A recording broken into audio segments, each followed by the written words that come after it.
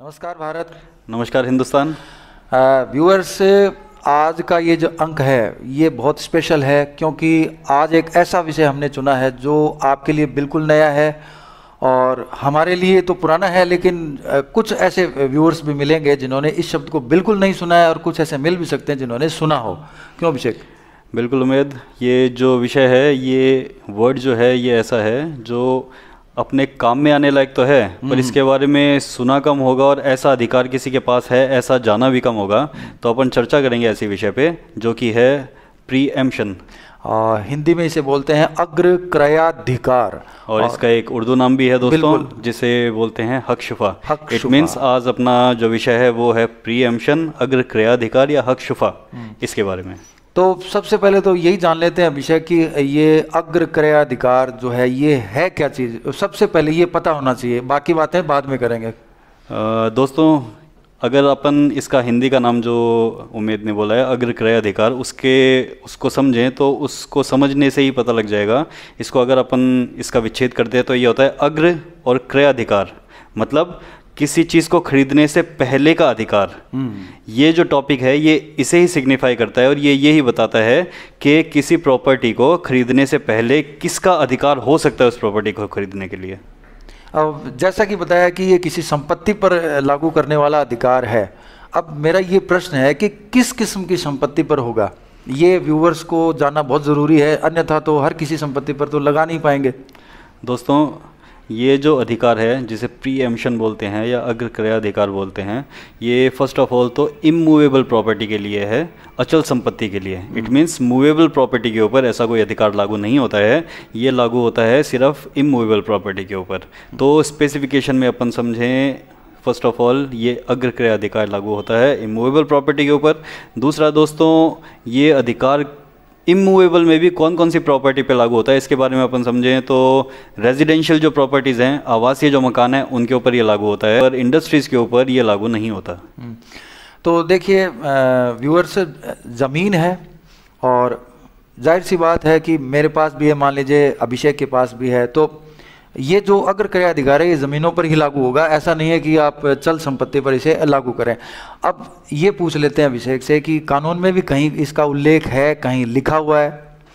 बिल्कुल उमेद, अगर अपन बात करें मुस्लिम लॉ की, तो मुस्लिम लॉ के अंदर, मोहम्मदन लॉ के अंदर इसका आपको सिग्निफिकेंस, इसका आपको वर्ड का रेफरेंस मिल जाएगा, जिसके अंदर हक शुफा वर्ड से इसको डिनोट किया गया है, बताया गया है। उसके अलावा अपन राजस्थान स्टेट की बात करें दोस्तों, तो राजस्थान स्टेट के अंदर इसके ऊपर अलग से बाकायदा एक्ट भी बना हुआ है जिसे राजस्थान प्रीएम्पशन एक्ट बोलते हैं। हक शुफा अधिकार के संबंधित ये एक्ट बना हुआ है जिसमें हक शुफा से संबंधित समस्त अधिकार और दायित्व हैं जो उनका वर्णन दिया गया है।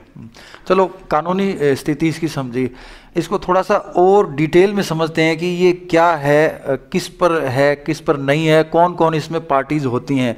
एक पार्टी होती है, 2 होती है, 3 होती है, 50 होती है? दोस्तों, प्रीएम्पशन का जो राइट है उसके अंदर 3 पार्टीज इन्वॉल्व होती हैं।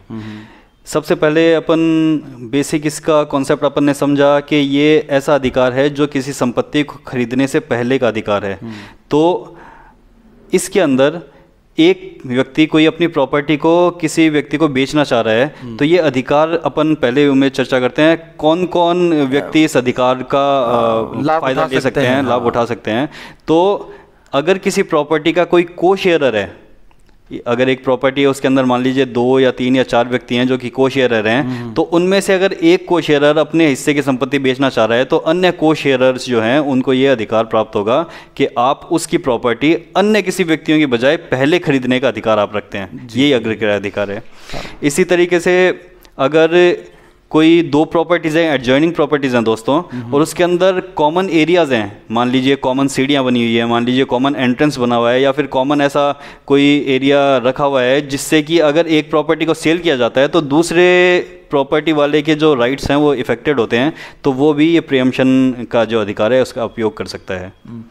अच्छा, ये एक तो को शेयरर वाली बात बताई, जैसे एक कोई किसी का कोई प्लॉट है बड़ा, उसमें 2 व्यक्तियों ने मिलकर खरीद लिया और एक आदमी अपना बेचना चाह रहा है हिस्सा, तो सबसे पहले जो दूसरा पार्टनर है, पहला अधिकार उसी का है। वो उससे पूछा जाएगा कि आप लेने के इच्छुक हो या मैं खरीदने का इच्छुक हूँ, पहले मुझे दीजिए। इसे ही प्रीएम्पशन कहते हैं दोस्तों। और इसके लिए इम्पोर्टेंट बात क्या है अपन जाने तो ये है कि जब भी को शेयरर जो है कोई अपना हिस्सा बेचना चाहता है तो वो अपने दूसरे को शेयरर या अन्य को शेयररों का एक प्रायर नोटिस देगा कि साहब मैं मेरा हिस्सा जो है मैं बेचना चाहता हूँ और इस रेट में बेचना चाहता हूँ। अगर आप इस हिस्से को खरीदने के इच्छुक हैं तो फर्स्ट राइट आपका है, मैं इस प्रॉपर्टी को आपको सेल करूँगा। अगर आप इच्छुक नहीं हैं तो फिर मैं किसी तीसरे व्यक्ति को सेल करूँगा। ये तो है प्रीएम्पशन अधिकार की शुरुआत।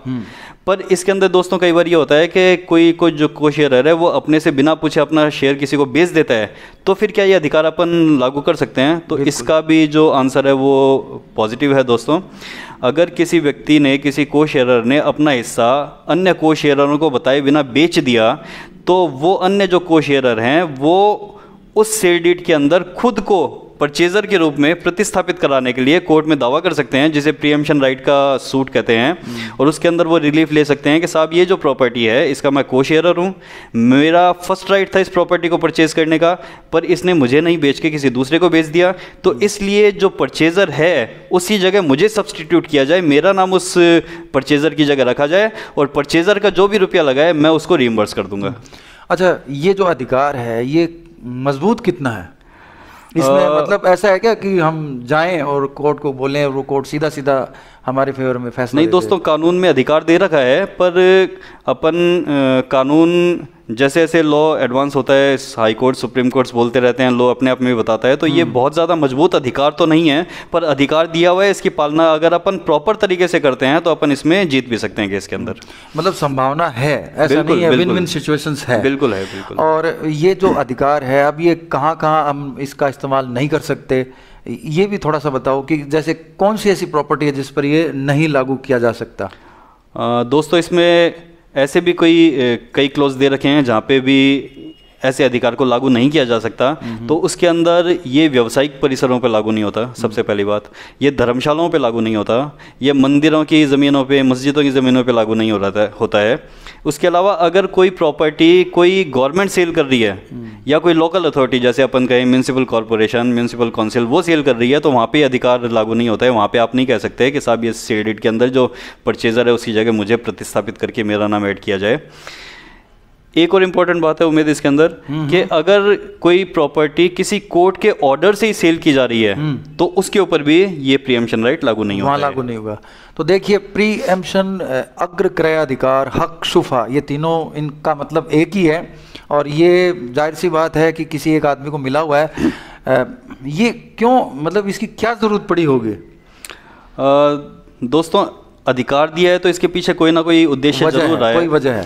तो वजह क्या है कि जब आप समझिए कि एक आपने मकान परचेज़ किया 4 जनों ने मिल करके, उन 4 में से 3 जने तो ठीक हैं उसको जॉइंट ओनरशिप में रखना चाह रहे हैं, पर एक जना है वो उसको सेल करता है, तो किसी स्ट्रेंजर पर्सन को अगर सेल कर देता है तो वो उस प्रॉपर्टी में आकर के आपके दखलंदाजी करेगा, आपके कार्यों में व्यवधान उत्पन्न कर सकता है।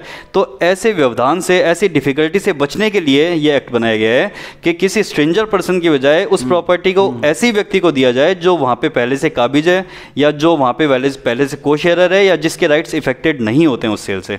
तो इसलिए इस कानून का एक और ये प्रश्न इसलिए ज़रूरी है क्योंकि हो सकता है कि जिस व्यक्ति का अग्र क्रयाधिकार है, हकशुफा है, उसको डिस्कार्ड किया जाए, उसको न बेचना पड़े। तो ऐसी पोजीशन भी कई बार हो जाती है या नहीं होती है? नहीं, बिल्कुल हो जाती है। किसी आदमी को किसी से ग्रेवेंस मतलब है, कोई आदमी अग्र क्रयाधिकार जो है अपना वो इस्तेमाल ना कर सके, इस काबिल संपत्ति को बनाया जाता है या ज़बरदस्ती है, क्या है?